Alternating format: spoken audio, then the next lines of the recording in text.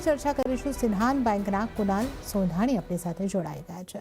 કુનાલ, સ્વાગત છે આપનું સીએનબીસી બજાર પર। અને સૌથી પહેલાં તો આપની પાસેથી એ સમજવા માંગીશું કે બેંકોના ફોરેન એક્સચેન્જ પોઝિશન પર રિઝર્વ બેન્કે $100ની લિમિટ લગાવી, તો આનો અર્થ શું અને કઈ રીતે આને કારણે રૂપિયાને સપોર્ટ મળશે?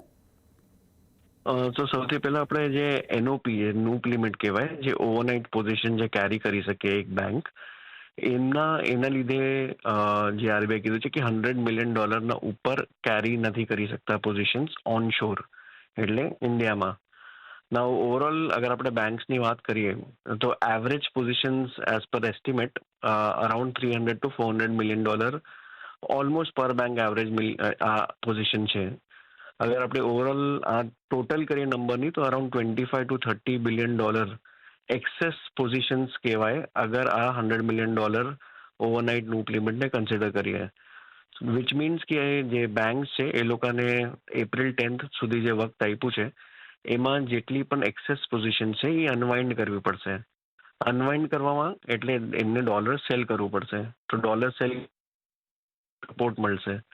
જે આજે ઓપનિંગ લેવલ્સ પર આપણે જોયું હતું કે 93.59ના આસપાસ ઓપન થયું, પણ પાછું ઓબ્વિયસલી પુલબેક આવી ગયું ટુવર્ડ્સ 94.40ના આસપાસ। સો મેઇન રીઝન આ સર્ક્યુલેટ ફાઇટ મળે। એફએક્સ રિઝર્વ જે આરબીઆઈના છે એ ઓલરેડી બહુ ઓછા છે। અગર આપણે જોઈએ તો $698 બિલિયન છે, એમાં ગોલ્ડ ઇટસેલ્ફ $155 બિલિયન છે, અને આરબીઆઈની book around $117 billion forward short position of FX reserve around $460-470 billion જ છે, જેનું મતલબ છે કે almost 7 to 8 months of import cover, જે એક રિસ્કિયર પોઝિશન છે કન્સિડરિંગ ઈરાન ઇઝરાયલ યુએસ જે વોર ચાલુ છે।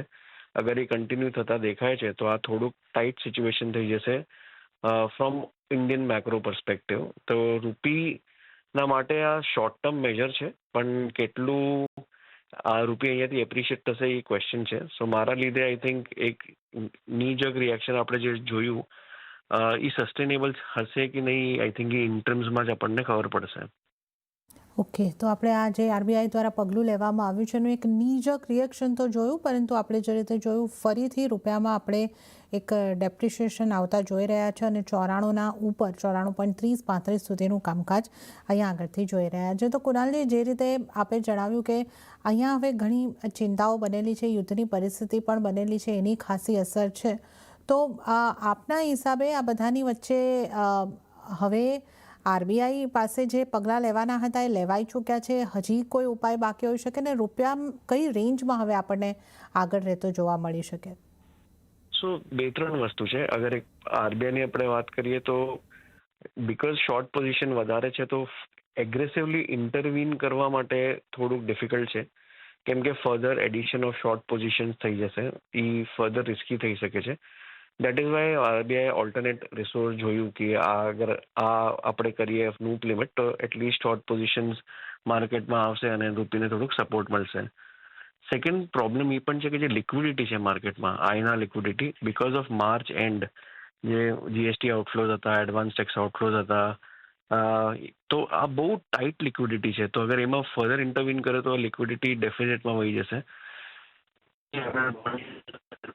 6.9 પાછું આવ્યું છે બિકોઝ લિક્વિડિટી માર્કેટમાં નથી, so further intervention problem create કરી શકશે। So I think demand supply determine કરશે। ઇન્ટરિમ ઇન્ટરવેન્શન ડેફિનેટલી આપણે જોઈ શકીએ છીએ, પણ એગ્રેસિવ ઇન્ટરવેન્શન મારા હિસાબથી મે બી થોડુંક આરબીઆઈ મે બી અવોઇડ કરશે મારા। સેકન્ડ રીઝન છે કે જે ફેડ છે, જે યુએસના 10 year ટ્રેઝરી યીલ્ડ છે, એ પણ બહુ ફેડ રેટ કટ છે એ હવે ઓલમોસ્ટ નીલ થઈ ગઈ છે ફોર ધ યર। તો જે કેપિટલ ફ્લોઝ છે જે એશિયન કન્ટ્રીઝમાં આવે એ પણ ઓછું થઈ જાય છે, કેમ કે ફેડ કટ્સ નથી દેખાતા। તો એફપીઆઈ આઉટફ્લોઝ મે બી થોડુંક અહીંયાથી વધારે કન્ટિન્યુ થઈ શકે છે for the month of April. તો રૂપી પર થોડુંક પ્રેશર રહી શકે છે મારા હિસાબથી। ઓકે, તો રૂપી પર પ્રેશર જો રહેતું જોવા મળી શકે છે અને હવે આરબીઆઈની પણ વિન્ડોઝ જે છે એ આગળથી મર્યાદિત થતી આપણને લાગી રહી છે, પણ ઇન્ટ્રીમ પગલાઓ આગળથી જે રીતે જરૂર પડે એ રીતે કદાચ આરબીઆઈ લઈ શકે છે। કુનાલજી, આપનો આભાર અમારી સાથે જોડાવા બદલ અને આ રૂપી અંગે ખાસ ચર્ચા કરવા બદલ। ત્યારે જ હવે આપણી સાથે કુંવરજી